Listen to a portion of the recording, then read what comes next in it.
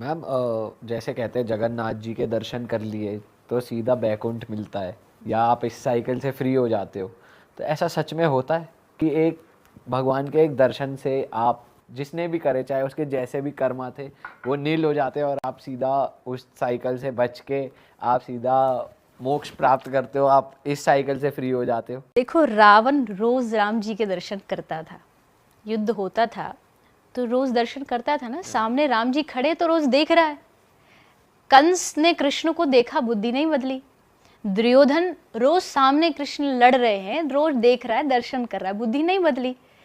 तो केवल भगवान के दर्शन करने से आपकी बुद्धि बदल जाएगी ऐसा कोई गारंटी नहीं है। उसके लिए आपको जीवन में आध्यात्मिकता का होना जरूरी है, कर्मों का अच्छा होना जरूरी है। कर्म अच्छे कब होंगे? जब आपके जीवन में कोई एक गाइड करने वाला होगा, आप सत्संग सुन रहे होंगे, तब जाकर के आपके कर्म अच्छे होंगे, और कर्म अच्छे होंगे तब भगवान तक पहुंचोगे। ये कहीं नहीं लिखा, अब आपने कहाँ से सुना है? अगर कोई कह भी रहा है कि जगन्नाथ भगवान के दर्शन करने से उद्धार हो जाता, तो वो उस आदमी का होगा जिसके पहले से कर्म अच्छे हैं।